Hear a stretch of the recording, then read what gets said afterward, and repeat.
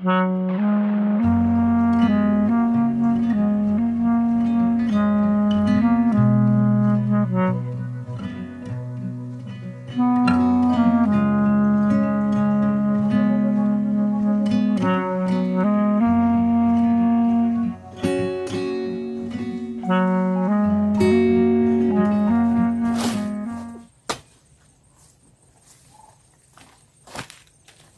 salut! Aujourd'hui, je suis dans mes bananiers. Je nettoie.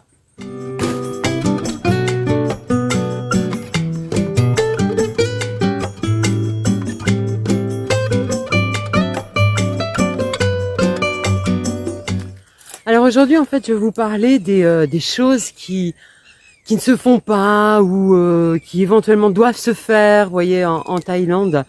Je vais pas vous parler du côté légal, tu ne voleras point, tu ne tueras point, tu ne fumeras pas de cigarettes électroniques. Non, ça vous pouvez le trouver sur le net, hein, sans problème. Moi, je vais plus vous parler en fait pas des interdits, mais des choses plus culturelles, vous voyez, des choses qu'on ne fait pas en Thaïlande, tout simplement. Alors le premier truc, quand même, si ça c'est un truc illégal. Et ça, faut vraiment faire très attention. C'est tout ce qui concerne la famille royale. C'est culturel aussi, hein, mais c'est quand même, c'est une loi. Il y a le crime de lèse-majesté en Thaïlande. Et donc en fait, c'est tout ce qui, déjà, faut pas parler en mal de la famille royale. Et puis tout ce qui est image de la famille royale, il faut la respecter. Vous verrez en Thaïlande, vous avez des photos du roi, de la reine, des différents rois, hein, même certains qui remontent à loin, qui sont affichés quasiment partout, dans toutes les maisons, dans les rues. Enfin, vraiment, il y a des photos de la famille royale partout. Ces photos, il faut les respecter. Voilà, hein, on ne tague pas dessus, on ne dessine pas dessus, on ne fait pas de jolies moustaches. Non, on ne touche pas à ça. Et en fait, ça vaut pour tout ce qui a l'effigie de la famille royale. C'est-à-dire que en Thaïlande, en fait, si vous êtes en Thaïlande, vous pouvez avoir des calendriers chaque année, hein, les calendriers pour la nouvelle année. Et bien souvent, ces calendriers que vous récupérez dans les banques ou dans les administrations, il y a une photo du roi dessus. Cette photo, même si c'est qu'un calendrier, on la respecte. Voilà. Alors, on va pas dessiner dessus, on va pas faire des trous, on va pas, on va pas en faire autre chose, on va pas la brûler. Même normalement, il faut même pas la brûler. Et puis les billets de banque. Montrez jamais un billet de banque complètement froissé dans votre main. Les Thaïlandais plient les billets, en fait. Hein. On peut les plier, ça, il n'y a pas de problème. Mais complètement froissé parce qu'il est au fond de votre poche, etc. et vous le sortez. Non, ça c'est assez mal vu. Hein.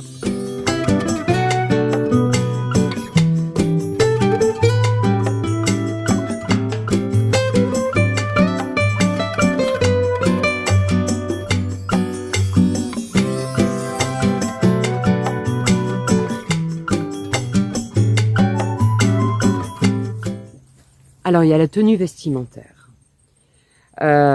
Déjà, les Thaïlandais sont très très propres. Hein. Ils prennent minimum 2 ou 3 douches par jour. Et ils sont généralement soignés de leur personne. C'est-à-dire que, alors c'est pas des fringues super chères, mais on évite les trous, on évite les trucs complètement dégoûtants, tachés, ou voilà, on essaye de se soigner un minimum quand on va à l'extérieur. Bon, voilà, comme moi là, vous voyez, je suis toujours taché parce que le bananier, ça tâche, faut le savoir. Et moi, je me change. Quand je vais en ville, forcément, je suis pas habillée de la même façon que quand je suis à la maison. Et donc, c'est un minimum de respect, en fait. Voilà, on essaye d'être à peu près soigné. Et de même, la Thaïlande, c'est pas parce que vous venez en vacances en Thaïlande que la Thaïlande, c'est une immense plage où vous pouvez vous promener en maillot de bain et sans t-shirt toute la journée.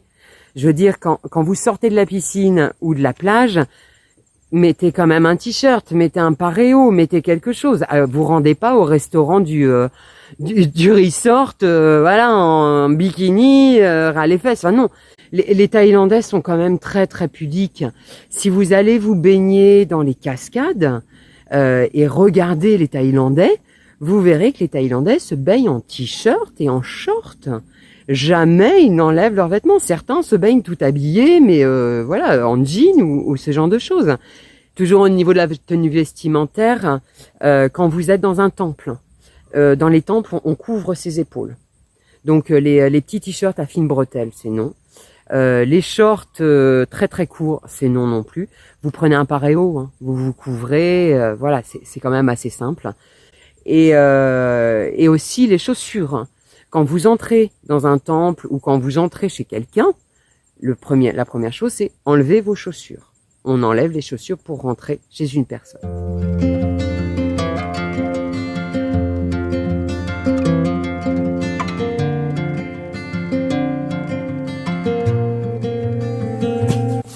Je vais essayer de vous faire un truc. Faut que je tourne la caméra. Voilà, je sais pas si vous voyez, ça goûte. En fait, quand on coupe un bananier c'est de l'eau, hein. C'est plein d'eau. Et donc forcément, il y a une espèce de liquide à l'intérieur. Et alors ça, si ça touche vos vêtements, c'est taché, impossible à enlever. Ou alors si quelqu'un a une petite astuce, je la prends quoi.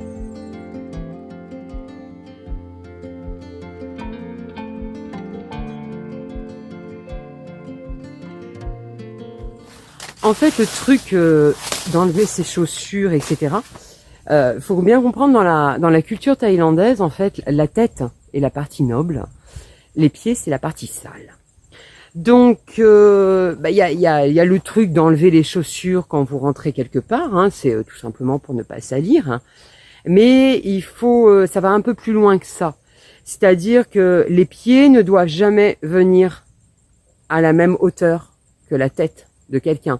C'est-à-dire, vous ne mettrez jamais, normalement, on ne doit jamais mettre ses pieds sur une chaise. Sauf si c'est votre chaise, vous voyez, vous repliez vos jambes, etc. Mais sur une autre chaise, on ne met pas les pieds sur une autre chaise. On ne met pas les pieds sur un bureau ou sur une table. Non. Ou même sur le tableau de bord de la voiture. Non, on ne met pas les pieds visibles comme ça. Ça ne se fait pas en Thaïlande.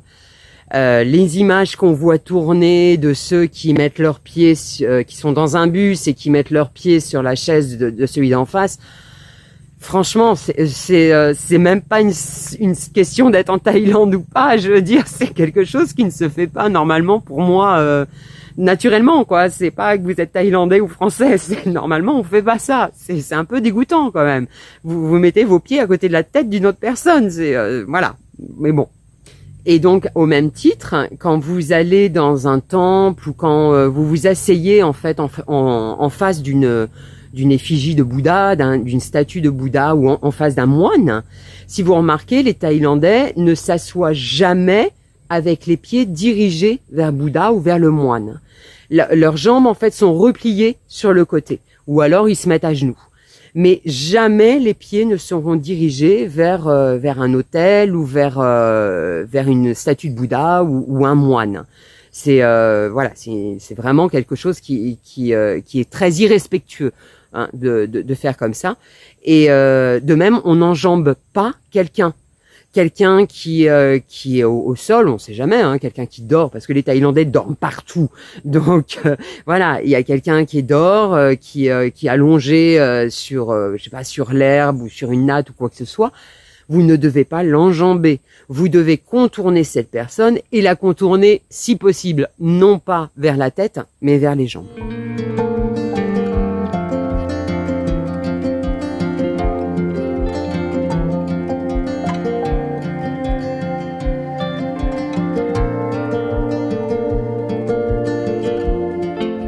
Et les contacts. Alors nous, on est très tactile. En Europe, c'est vrai qu'on est très tactile. Les Thaïlandais, pas du tout. Quand on se dit bonjour, c'est le wai, donc il y a une distance. On ne se prend pas dans les bras. Non, on fait pas ça. La bise, n'en parlons même pas. La bise n'existe pas, hein, en Thaïlande en fait. Même quand on embrasse un enfant, on ne l'embrasse pas, on le sent. C'est omkem. C'est voilà, c'est une autre façon de faire.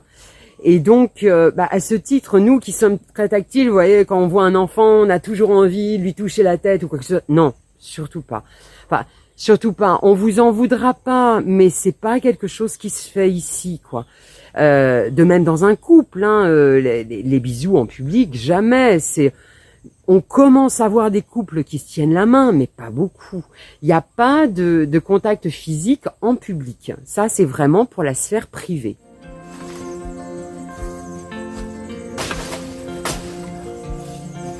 Hey, wapi! Manger. Pour les Thaïlandais, manger est certainement l'activité principale et l'activité la plus importante dans la vie. Manger. Vous verrez que les Thaïlandais mangent tout le temps. Tout le temps. Tout le temps. Et donc, en fait, il y a des choses qu'on ne sait pas. Par exemple, nous, quand on rencontre quelqu'un qu'on connaît, on dit ça va? Tu vas bien? Donc forcément, en fait, en thaïlandais, on a envie de le reproduire. On dit ça va dire Maïka? Mais en fait, non. Les Thaïlandais disent jamais ça. En fait, c'est même rentrer un petit peu dans l'intimité des gens de dire ça. Pourquoi il me demande si ça va? Pourquoi il veut savoir si je suis allée à l'hôpital ou? Enfin, vous voyez, c'est autre chose. En fait, en Thaïlande, on va dire Penai, tu vas où? Penai ma, tu viens d'où? Paise alai, tu vas acheter quoi? Et là, c'est des choses de la vie courante, et donc en fait, on rentre pas dans l'intimité. Et donc de même, quand vous avez des gens qui sont en train de manger, si il y a un ami qui passe à ce moment-là devant, parce qu'on est souvent dehors hein, quand on mange ou quoi que ce soit, la première chose qu'on va lui demander, ça va être King Krao Yang. Ma King Krao là, t'as déjà mangé? Viens manger avec nous. C'est une invitation, c'est comme un salut, ça n'a pas une forme d'obligation. Hein. Vous n'êtes pas obligé de vous asseoir et de manger avec eux. Vous dites Kinlaer, voilà, j'ai déjà mangé. Mais c'est une façon d'aborder la conversation au même titre que nous, on dit ça va? Mais non, pour eux non. Donc et puis au niveau du repas, il y a des petites choses. Par exemple, pendant un repas, on ne parle pas de choses sales. Jamais. Faut pas parler de caca, faut pas parler de la dernière opération que vous avez eue. Enfin voilà, on parle pas de ce genre de choses pendant un repas. Pendant le repas, les conversations doivent être légères. De telle façon que ça ne plombe pas votre repas, en fait. Voilà. Donc, il y a des choses, des sujets de conversation à éviter pendant qu'on est en train de manger. Et puis, toujours dans l'histoire de l'accueil, quand vous avez des gens qui viennent chez vous, alors je parle pas des livreurs ou des choses comme ça, hein, je parle de gens voilà qui viennent vous rencontrer, qui viennent discuter avec vous, etc. La première chose que vous devez faire, c'est offrir un verre d'eau fraîche. C'est comme une marque de bienvenue en fait envers la personne. Vous offrez un verre d'eau fraîche à cette personne pour lui dire tu es la bienvenue chez moi. Si vous ne le faites pas, ça veut dire tu n'es pas la bienvenue. Ça veut dire qu'il y a des réticences, ça veut dire pourquoi tu es là. Et alors c'est pareil, les Thaïlandais maintenant sont quand même très tolérants envers les étrangers et donc ne vont pas s'offusquer. Mais essayez d'y penser parce que les Thaïlandais apprécient énormément que vous puissiez vous souvenir de ce genre de petites habitudes et de petites coutumes, on va dire.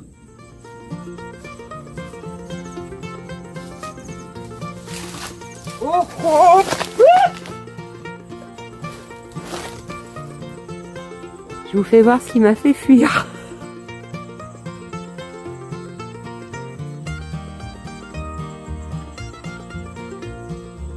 Alors, ce sont des abeilles.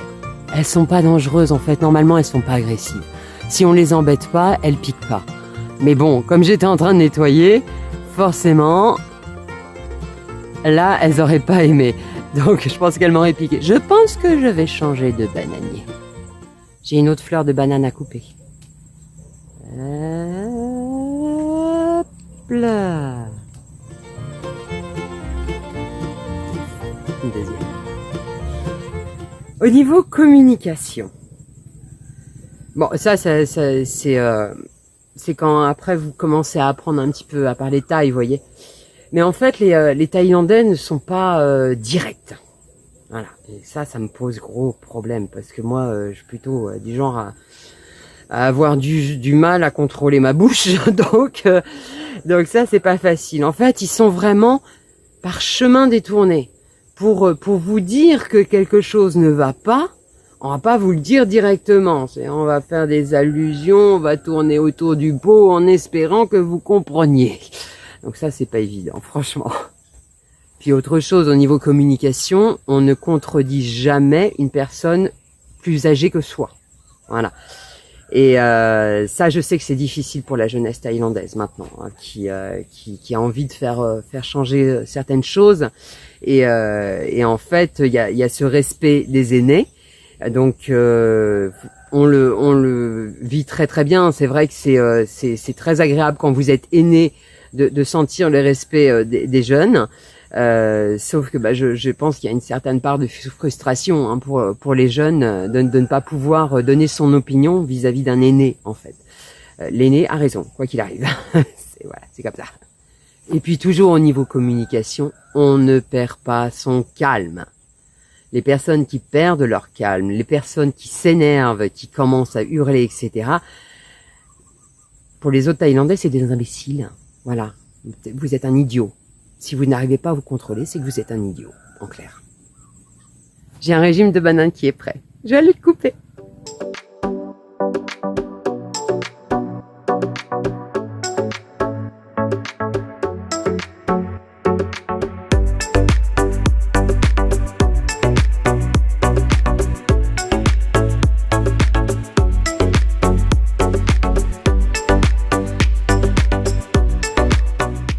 Ah, puis toujours dans la communication, en fait, quand vous êtes amené quand vous marchez, par exemple, vous êtes dans la rue, etc., et vous avez deux personnes qui sont en train de discuter ou une personne qui est en train de regarder quelque chose, etc., et que vous devez passer entre ces personnes, ou vous devez passer à côté. Penchez-vous.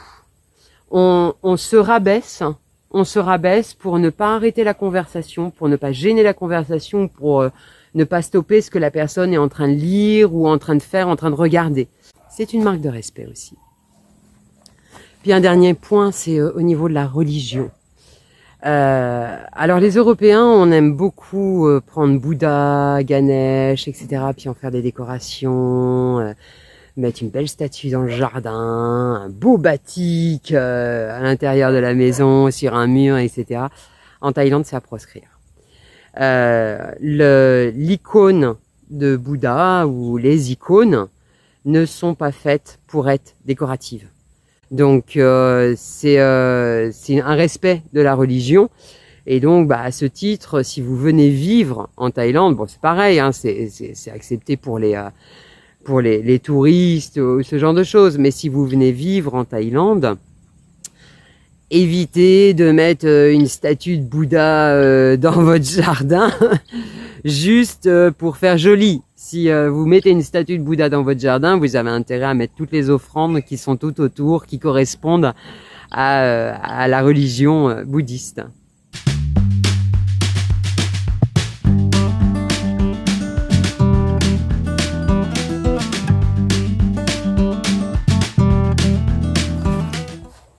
Donc en conclusion, observez les Thaïlandais quoi. Vous en saurez plus en étant patient et en fonçant pas dans le tas. Vous observez comment les Thaïlandais font et puis voilà, vous essayez d'adopter le même comportement qu'eux et tout se passera très bien. Moi, je vais aller nettoyer mon régime de bananes et puis je vous dis à très bientôt et je vous fais de gros bisous. Ciao.